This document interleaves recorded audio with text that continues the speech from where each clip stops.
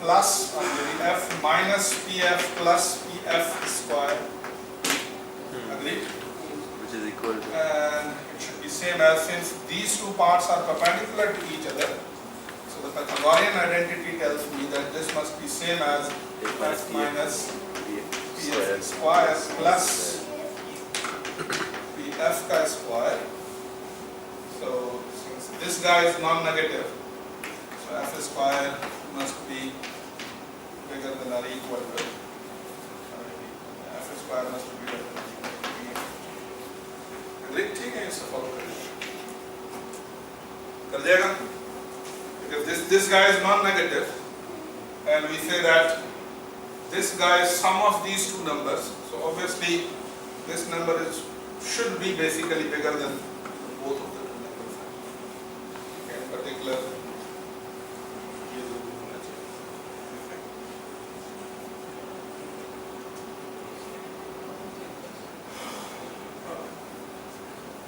and now let's see that what we have constructed basically. Recall the last part again. So we have abstract inner product space, and we had orthonormal system. Okay, and we proved this simple lemma, which says that if you take the linear combination, okay, any linear combination of of this orthonormal system, and you compute its inner product with Ej, you're going to get the jth coefficient basically of G. Okay, and this identity is also clear. And the B part, which says that if you remove f from, if you remove, for example, this pf from f, so the remaining part is going to be orthogonal to the what? Span of E. So keeping in view these two results, this summary, now come to the basically key point that what actually we are doing actually by doing all these things.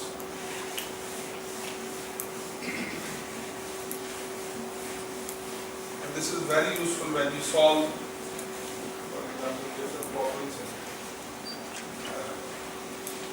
especially practical problems.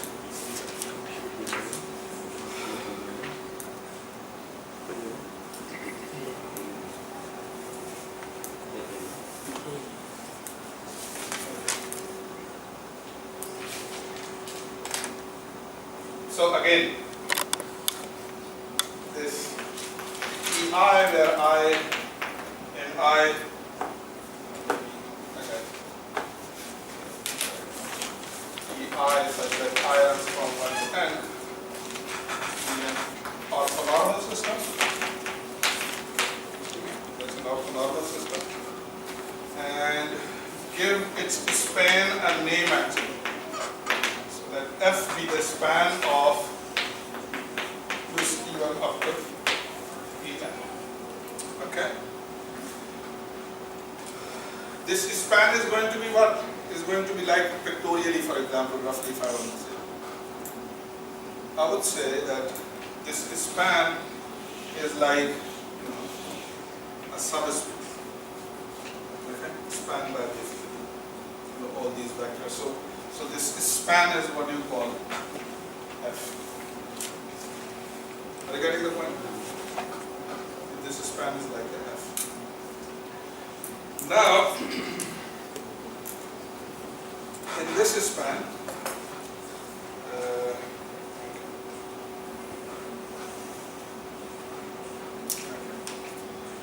so I'm saying that this map P, which I have defined previously, is a map from E into. So P takes input in what? F, from E, and it throws things where actually? In the span. In the span. Okay. Now here is the key thing, and the key insight actually. This E could be infinite dimension. Okay? But the span is finite dimension. So this P is kind of playing the role of projection. So if you have something in infinite dimension, you want to analyze it, you just kick it into the finite dimension. Okay? And study it there. And studying thing is finite dimension is hell easy than infinite dimension. And that's what this makes basically this method of this projection a very powerful thing. That sometimes we have, for example, some PDEs, some differential equations, okay, but you know their solutions kind of live in infinite dimension. Okay, then what we do that we take that system roughly and throw them in finite dimension. Okay, solve things there that that infinite dimensional problem you have, we turn it into the finite dimensional problem. Okay, and then solve that finite dimensional problem, and by solving that finite dimensional problem, what we do roughly, we say that just pass the limits. Okay, in other words, so when you have finite dimension, this means that you have n actually, small n. Okay, so if I pass that n to infinity, that solution, which is kind of living in finite dimension, is going to turn out to be the solution in infinite dimension. Okay. So that's what roughly the bigger picture is. That you want to solve a problem in infinite dimension, you throw it in finite dimension, solve it there, and pass the limit, you're going to get your solution in infinite dimension. Now that's not an easy task. That's a hell difficult thing basically. But what I'm basically just trying to do, that it's all happening because of this and such small results actually, okay, which looks innocent, but they have very, what do you call, foundational kind of consequences, wonderful consequences actually, and we're going to see some of them. Okay, so then the P that we defined there is a map from E to F, okay, and we call this P, this PF, we define to be FEJ, EJ where J runs from 1 to n is called orthogonal projection,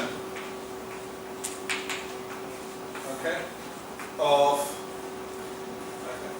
So it's like if I have F and I operated P onto it, so I'm saying that I projected F onto basically something finite dimensional, and this projection is an orthogonal projection. Okay, it's called an orthogonal projection. Okay, roughly, he's not writing it, but of E onto F. So what actually you're doing, you're taking E and throwing that into this finite dimension, which is F. Okay? And you can verify this, that this P is linear. Do you remember, for example, orthogonal projection in case of the vector set? Do you remember something like similar? Orthogonal projections in vector. How do you compute the projection of one vector onto other? You take the dot product and divide by the unit. Multiply by unit vector. Divide by? Multiply by the unit vector or. Okay, so there is a definition. Yes. Then I invite you to think about that definition and the definition you have here. There is a similarity. And just figure it out for yourself. Generalized. So you have what you call a bit generalized version of similar. So you have the inner product, scalar product with unit vector, and you have something similar basically. Okay, so this is really intuitively the same thing that you are doing in R3. Now you are doing it in the product space. Okay. So this map is linear. You have to check it for yourself. Okay. Verify it for yourself that this map, this orthogonal projection is linear. Why this must be called orthogonal? Do you think? Do you see the orthogonality? It is actually. It is orthogonal. Why orthogonal? Because just think about it. We just saw that f and f minus pf, pf and f minus pf are orthogonal to each other. So if you see pictorially, I can say that if I have f, okay, and this f, this small capital F is basically what you call the span of the orthogonal system. So I'm kind of projecting it orthogonally onto what? This f, and this guy is what you call pf actually. Okay. Now what should be the value? Even you just think about it in vectorial sense. What should be the value of this orthogonal basically? So it must be. If you see in vectorial sense, it must be f minus pf actually. And this f minus pf, okay, f minus pf is orthogonal to pf. Therefore, you call it orthogonal. So you are projecting orthogonally f onto. What do you call it? So it's intuition actually. It's not a good picture, but roughly it's a good one to make sense that what you are doing. Okay.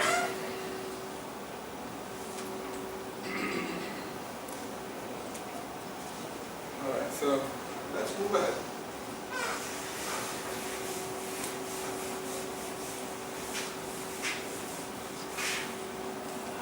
So try to internalize these fundamental, what you call notions actually, because everything is built upon these actually. If there is flaw, there is weakness in basically understanding here, this can this is going to trickle down basically into your things that you have to do afterwards. Okay. Okay. So here's a quick observation, probably a remark, but that remark is what you call the Bessel's inequality. Okay. Bessel's inequality. Bessel's inequality says, okay, what would be the magnitude of pf square? The square of the magnitude. So what is the magnitude of any linear combination G? It's basically what? Its coefficient is square basically. Its coefficient is square. So what would be, this guy? This is going to be, if I write it, it's going to be the sum of f ej's square, okay, where j runs from 1 to n, okay, and I know that this guy is smaller than or equal to f square. So here is an interesting conclusion. It's pretty useful afterwards. J equal to 1 to n. So in other words, if you compute f ej's in a product of f with with the parts of with the vectors in a orthonormal system and square them and sum them, this must be less than or equal to all these magnitudes of f square.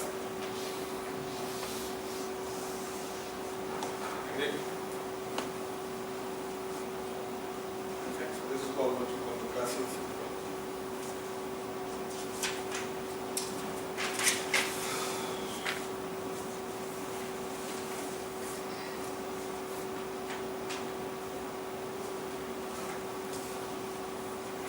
Okay. So how many of you guys know the Gram-Schmidt, diagonalization, this argument? Gram-Schmidt algorithm तो पढ़ा होगा ना?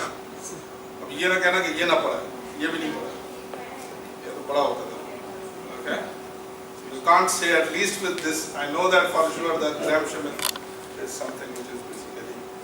So what you do in Gram-Schmidt, what do you call it? Normalization? Orthogonalization. Orthogonalization actually. Okay. So it's an algorithm. So what you do in it?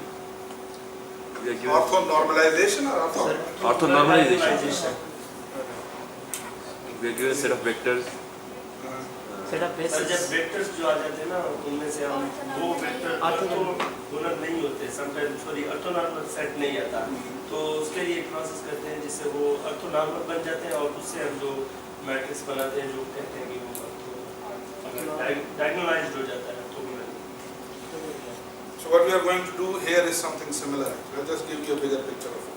Okay. So imagine I have a system, okay, which is not orthonormal, and it spans a subspace. Okay. So it's like I have F1 to Fn, and they span a subspace. Okay. So what this Gram-Schmidt process is telling you, that you can find basically A basis. a basis, or maybe the orthonormal system corresponding to these non-orthonormal system, and what would be the good thing in that new orthonormal system is that basically the spans of these both systems is same. Their spans is same. So the next result is kind of going to help us to come up with something. So you know already, so I'm not going to get into much details of it. I'll just give you a bigger picture of it. Okay?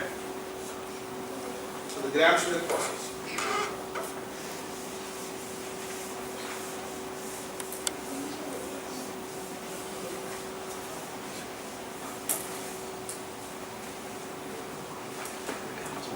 And please do ask questions if you get trouble.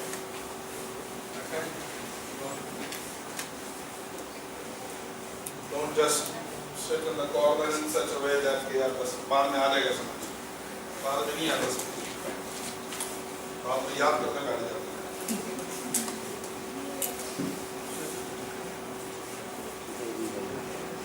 Please do ask questions.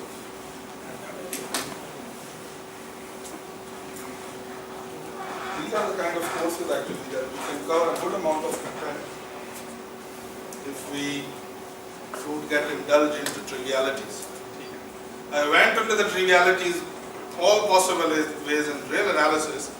At least I'm not going to do it now. You have to think cleverly or at least in this course. Okay? Because now at least I'm assuming that you have a good background to make sense of things. So here's a lemma, which is kind of a formal statement of this Gram-Schmidt process. Okay. It says that let n be, what do you call, let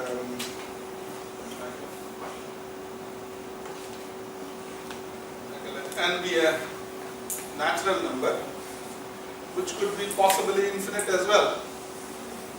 Okay. In other words, it's not necessary that it must be finite. It could be infinite as well. It can be a natural number. And I have a bunch of vectors, okay, Fi or Fn, Fi, where I runs between 1 and this capital N, which you can choose small n as well. Okay. The set of linearly independent vectors in a product space. Okay. So I have some finite or possibly countable number of vectors in a product space, but they must be linearly independent. Okay. Then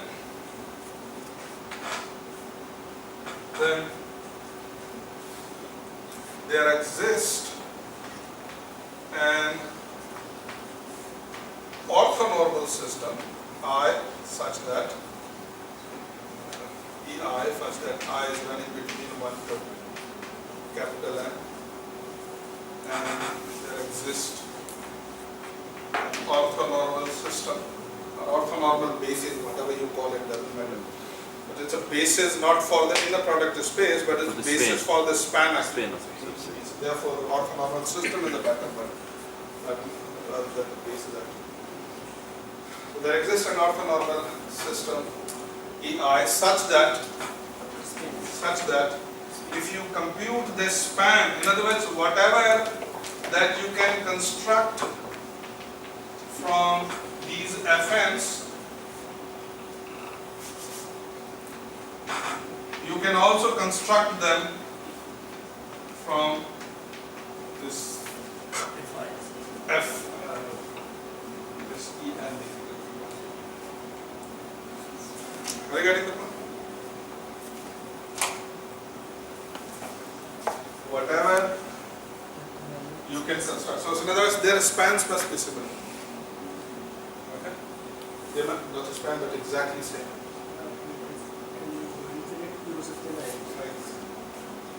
I must write. Okay. So here's an even more general statement. It is even more general statement. A span of En, maybe Ej, where J is between 0 and n. Okay? 0, why is calling it 0? I think it's a mistake. It must be 1. And because there is no Zero. G0. Everything 0 like. Okay? Same as the span of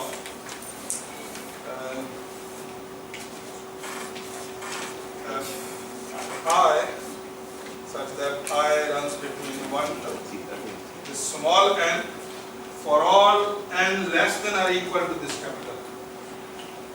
So it's even more powerful statement actually. Why this is a powerful statement than the previous statement that I wrote?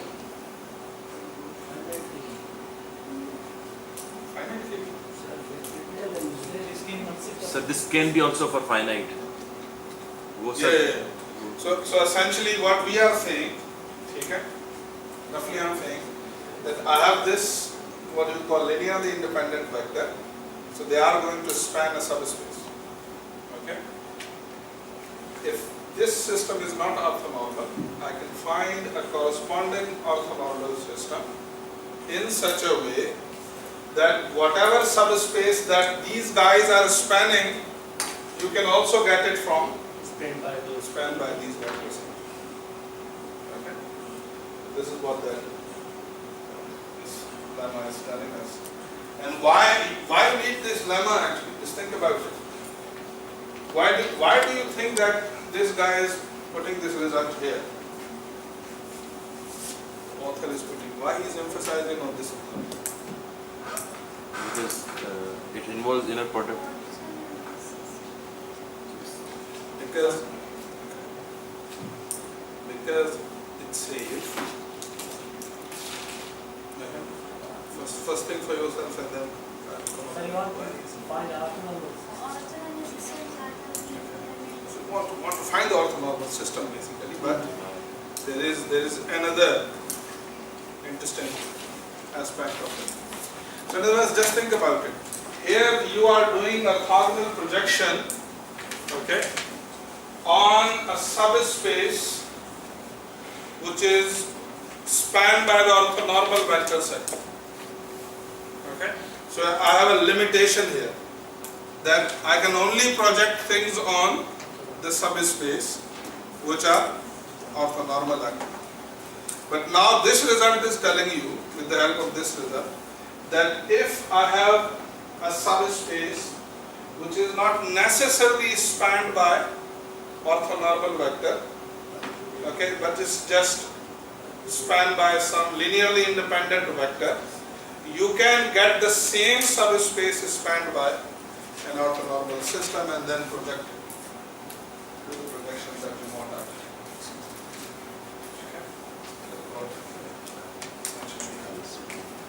So in other words, it's good to reflect on.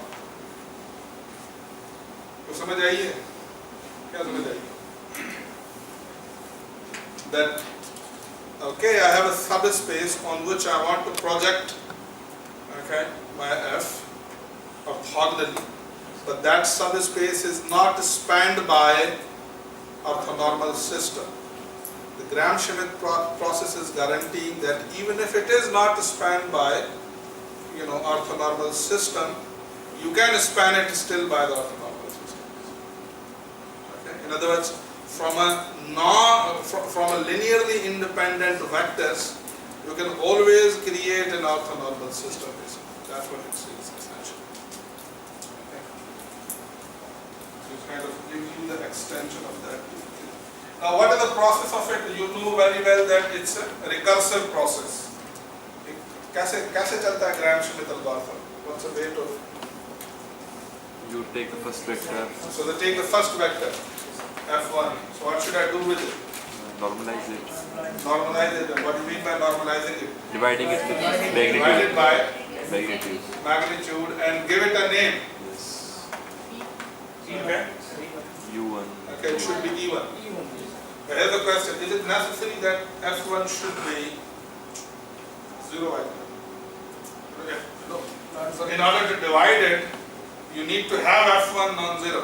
Can we deduce from this given information that f1 is non-zero? Linear independence. Yeah, linearly independent actually. They are linearly independent. Okay, so f1 must be non-zero.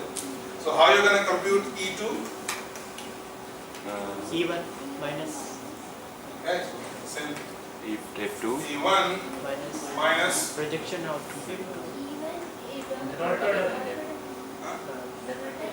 inner product now. Don't have a dot product, but an inner product. So which inner product with what? F1. F1, E1, Into E1. into E1 sir. E1 divided by Whole divided. whose norm? Come on. This one's not. This one's Norm of this guy. E1. no. अभी 2 महीने में नहीं हुआ यार, 1 महीना में sir जितना मुझे याद है वो जितना मुझे याद है F2 से माइनस हो जाएगा. Sir, it's fine. Sir F2 minus. So there shouldn't be a role of F2 actually here. Yes sir F2 It minus. should be F2. Why you are telling me E1? F2 minus. Now divide by the whole norm of this thing. Numerator. Norm of what? The upper numerator all. Sir whole divide sir. F2 के बिना whole division में. Whole divide. Write it on your page and paper and then tell me that. Okay. Write this expression for F3 as well. Okay. But in the terms of inner product. Yes.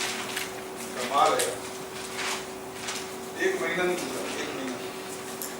Stop. Sir I can give you general version.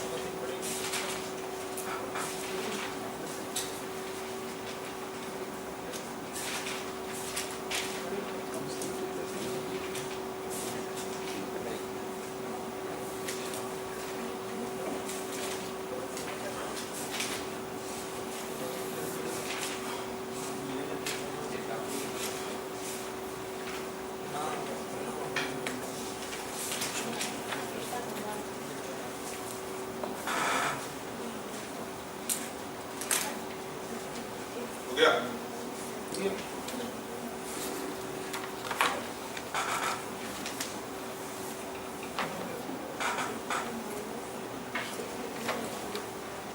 यहाँ भी F लिखवा दो. F2 sir. F2. So it should be F2 E1 E1 times E1 times E1 whole divided by divided by same numerator F2 minus पूरा divide करें पूरा divide करें F2 minus पूरा divide करें Whole sir.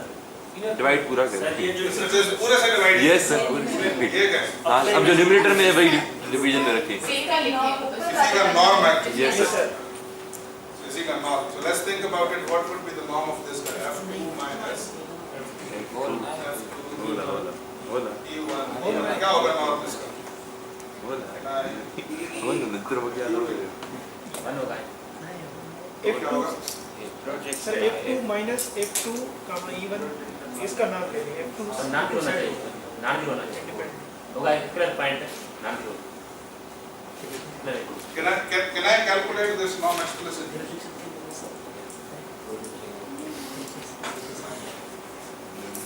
Might don't need that.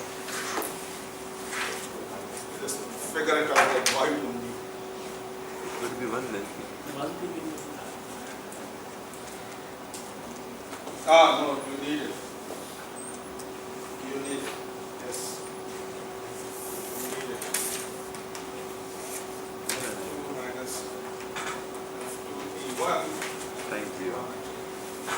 Okay. And similarly, what would be E3? E3 would be F3